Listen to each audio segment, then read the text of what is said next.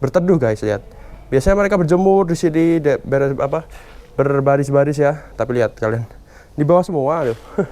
Cari tempat berteduh guys, kayak gitu. Jadi jangan karena aku selalu bilang, oh iguana tuh butuh yang namanya berjemur, butuh banget, tapi jangan mentok guys, karena mereka juga butuh tempat adem ya untuk berteduh.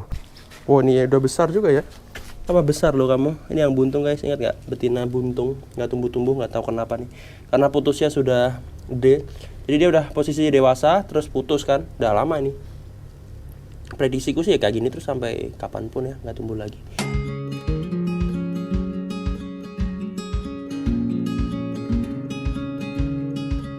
Halo guys, balik lagi di channel kita Zilla World.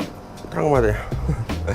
Oke, hari ini aku akan bahas teori tentang persiapan iguana kawin ya guys. Jadi iguana sebentar lagi kawin di bulan Juni, Juli, Agustus, ini April kan, Mei, Juni.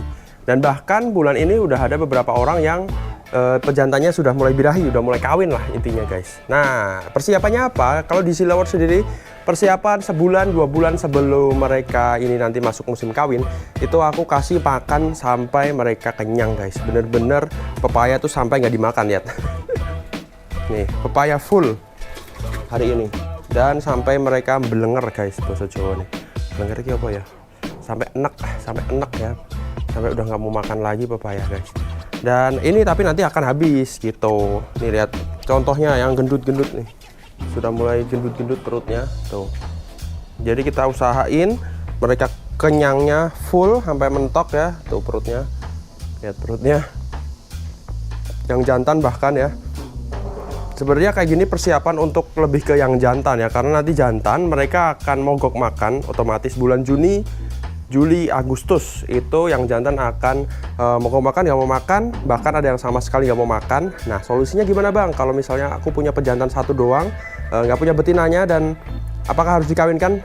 Solusinya sebenarnya coba di hand feed aja guys, kesukaan mereka. Karena aku nggak bisa bilang pepaya ya, soalnya ada beberapa orang yang bilang iguananya tuh gak doyan pepaya. Jadi ya disesuaikan si iguana tersebut, iguana kalian itu doyannya apa, yang paling suka apa guys. Misalnya kangkung, ya udah kasih kangkung dan di hand feed. Biasanya nggak mau tuh kalau dikasih di kandang, udah biar dia makan, biasanya nggak mau tuh bulan Juni, Juli, Agustus. Yang jantan ya, kalau betina sih nggak ngaruh guys. Kayak gitu, persiapannya itu aja sih sebenarnya, kasih makan yang banyak, usahakan jangan sampai stres. Nah ini karena mereka sudah ini tahun ketiga di sini, jadi udah biasa ya, gak bakal stres, gak bakal yang gimana-gimana. Ya udah tinggal ngelanjutin aja lah istilahnya. Kecuali aku punya kayak kandang baru, koloni baru, misalnya aku bikin koloni di bulan inilah ya, bulan April gitu. Aku bikin koloni baru, terus nanti Juni, Juli, Agustus ya, ini bakal ada penyesuaian yang mana. Biasanya ada yang mati, ada yang duel, ada yang egg binding jadi banyak kayak gitu. Tapi ini karena udah tahun ketiga, jadi udah ya istilahnya mereka udah tahu ya di mana tempat bertelur, jadi menghindari egg binding, di mana tempat makan, di mana tempat berjemur, berteduh, minum kalau haus, misalnya yang bumil-bumil besok ya, minum kalau haus atau minum di sini kayak gitu ya. Jadi udah tahu tempatnya. Jadi ada orang juga, ada aku datang, yang artinya makan. Dan ini sudah mulai panas guys, nih ya. Jadi memang musim kawinnya si iguana ini bertepatan dengan musim panas. Memang kayak ya memang siklusnya kayak gitu ya.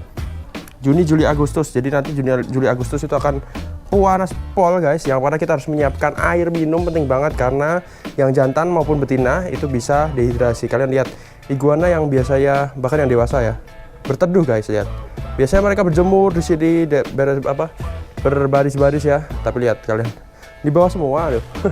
Cari tempat berteduh guys, kayak gitu. Jadi jangan karena aku selalu bilang, oh iguana tuh butuh yang namanya berjemur, butuh banget, tapi jangan mentok guys. Karena mereka juga butuh tempat adem ya untuk berteduh. Ini kebetulan lagi berantakan ya. Aku kan biarin kayak gini aja, paling ini tadi ada apa, bak air kan. Lagi aku ganti, ini aku keringin dulu supaya baru. Tuh kayak gitu.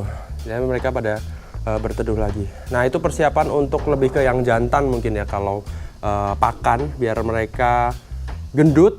Jadi waktu musim kawin mereka nggak doyan makan, itu ada kayak cadangan lah, nggak kurus-kurus amat. Jadi kalau kalian nggak ngasih makan waktu bulan-bulan sebelum musim kawin, nah ini mereka nanti kurus, udah kurus pas musim birahi dia nggak mau makan. tambah kurus lagi, nanti kena penyakit gampang guys. Bisa gampang kena penyakit kayak gitu. Jadi perlu disiapkan itu ya. Dan yang selanjutnya adalah musim kawin, kan gak mau makan tuh. Dia gak mau makan, maunya kawin aja. Dan kalau ketemu sama jantan lain, betina, jantan lain itu pasti akan duel ya. Nah itu, jadi udah gak mau makan, posisi kurus, terus dia maunya kawin aja. Dan ketambahan kalau koloni kayak gini bakal ada jantan lain ya.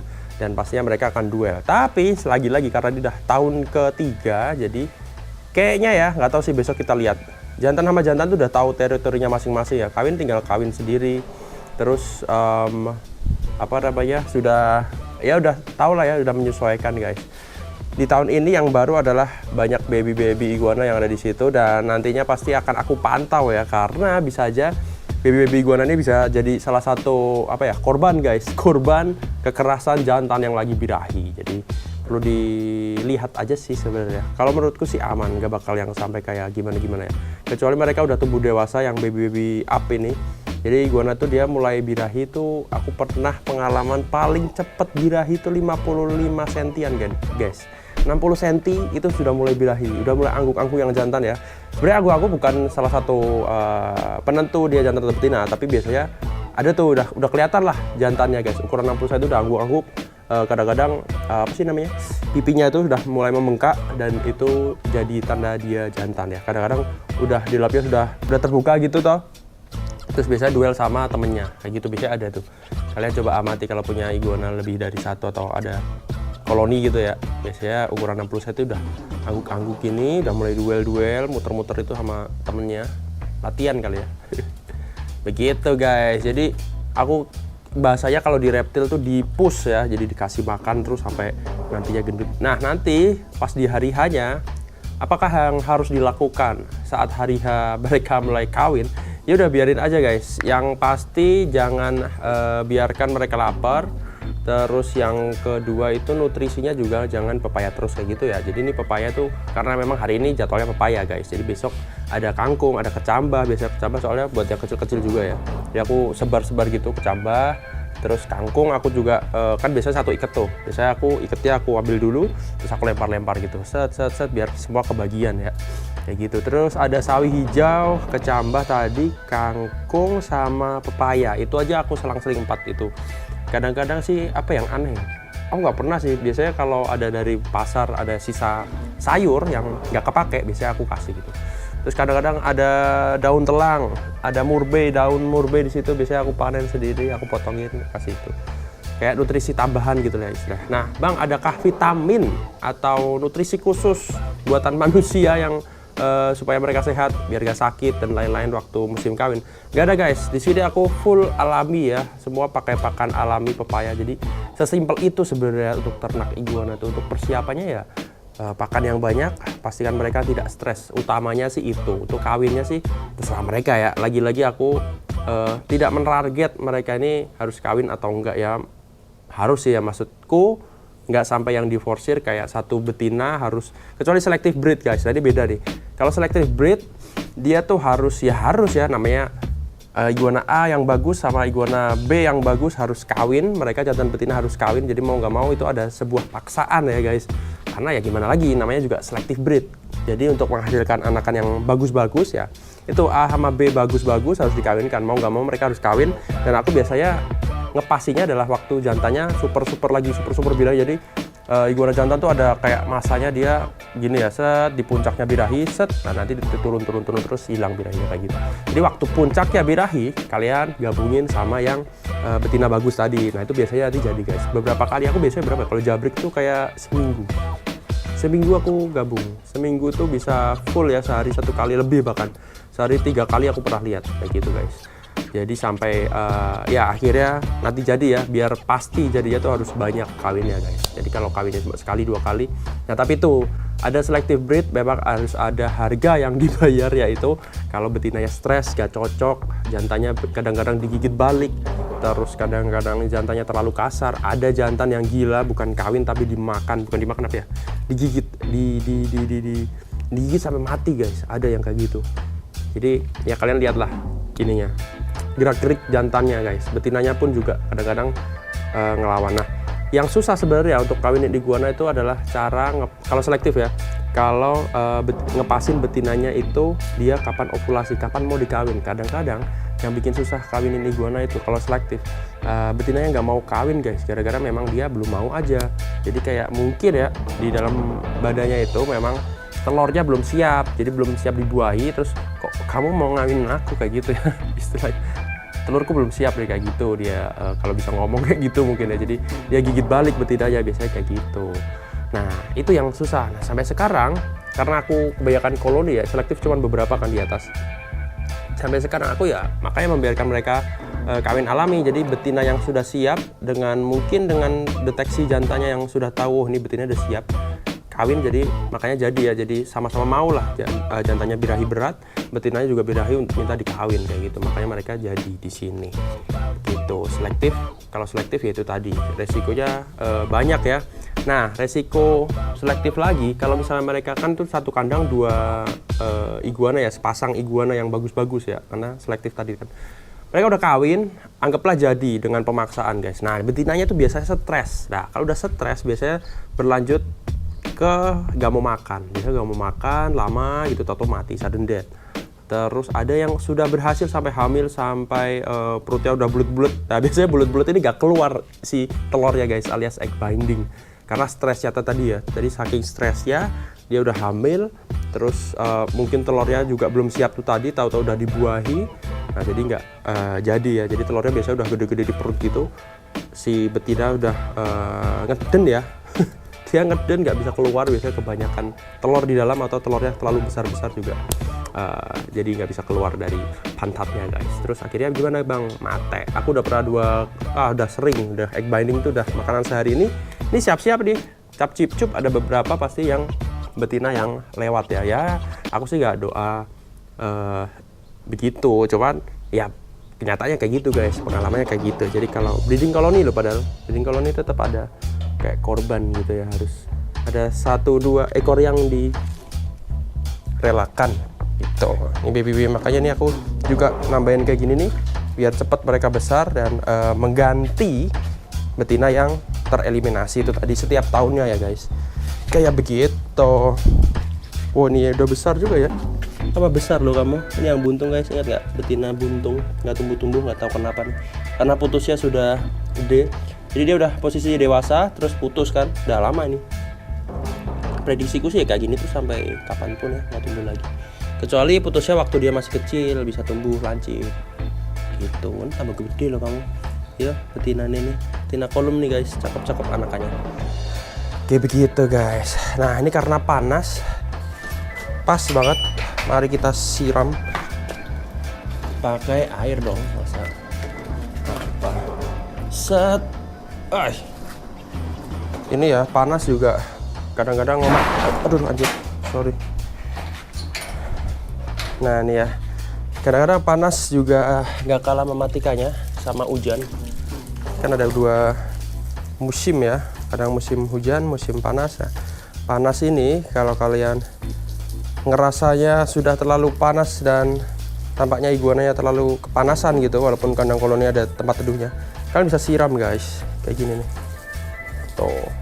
Cek. Oke, gimana tadi? Siram. Oke, nih. Kita siram semua ya, disiram jantan betina dan tempatnya atau enclosure-nya ya, kandangnya itu juga kalian siram guys, supaya tidak terlalu gersang cuy. Gitu. Sekali lagi ini coba dilakukan kalau panas. Kalau lembab-lembab, dingin, mendung gitu jangan ya. Bisa menambah kelembaban dan bisa jamuran nanti, malah mengerikan. Lihat iguananya yang kecil-kecil, baby up-nya bagus-bagus guys, sumpah. Wah, harusnya pindah semua apa ya? Gimana guys? Tulis di kolom komentar ya. Apakah kita harus memindah semua anakan jabrik ke sini? Karena jadinya bagus-bagus, jadi polosnya jadi kelihatan guys. Kalau dilihat di sana nih. Mumpung ada yang di atas nih. Jangan lompat. Ini. Tuh. Polosnya jadi kelihatan ya, polos badannya tuh loh. Jadi bagus, bersih gitu. Kalau di kandang yang tuh bagus banget nih. Kalau yang di kandang atas itu karena mungkin sudah terlalu full, terus jadi kayak ada garis-garis bekas cakaran temennya ya, soalnya terlalu penuh gitu. Kalau di sini kan luas nih, jadi jarang tuh ada saling tumpuk menumpuk di antara iguana guys. Tapi jeleknya kalau lepas baby up gitu ya siap-siap tuh ada yang ekornya putus. Ekornya putus nih bukan digigit ya, mana aku lihat sendiri ada kejadian dimana ekornya nyelip di badannya yang dewasa. Badannya yang dewasa kan berat tuh, terus dia cuma diem aja kayak gini ya, cuma diem kayak gini. Si kecilnya mau kabur, ekor ujungnya kejepit. Berat gitu kan, terus berontak putus dah, kayak gitu skenario nya guys. Mandi. Oh ini baunya bau tanah kena air barusan ini, saking panasnya bro. Gila sih. Oh sekalian bersih dari pup yang menempel di atas kayak gini cuy. Yaudah kayak gitu sih, cuman intinya kalau iguana, breeding iguana itu sebenarnya simple, asalkan kuncinya itu tadi, jangan buat dia stres dan pakannya juga di mix guys gitu. Dan matahari ya, selalu aku wanti-wanti ya pada kalian kalau pelihara iguana apa aja itu mereka butuh sinar matahari minimal. Kalau misalnya kalian nggak bisa, sibuk sekolah, kerja dan lain-lain, bisa pakai lampu guys, lampu UVB reptil, bukan lampu yang 5 watt yang penghangat ayam, bukan. Di Tokopedia banyak pokoknya, judulnya Nomoy 25 watt, itu yang paling murah, paling terjangkau dan berguna untuk iguana ya. Kalau kalian pelihara baby up, bahkan dewasa nggak sempat jemur, itu tadi jangan sampai nggak dijemur, hasilnya bisa gawat guys, ya kematian lah intinya. Pokoknya pelihara iguana tuh syaratnya kalian bisa jemur atau enggak, itu aja sih. Sisanya sih udah tinggal kasih makan dah gitu. Dan lihat channel Zilawar tentunya. Di next kita harus bikin video apa lagi, tulis di kolom komentar. Dan jangan lupa di likes videonya sampai 1000 likes. Seperti biasa kayak aku ngomong kemarin, langsung giveaway iguana guys. Bahkan beberapa iguana, pokoknya 1000 likes di video ini guys, langsung giveaway. Mau kalian mau request giveaway apa boleh, giveaway albino juga gas, asal 1000 likes dulu guys. Kita dulu vlog kali ini, thank you, subscribe, like, comment untuk mendukung channel ini agar tetap berkembang. Bye bye.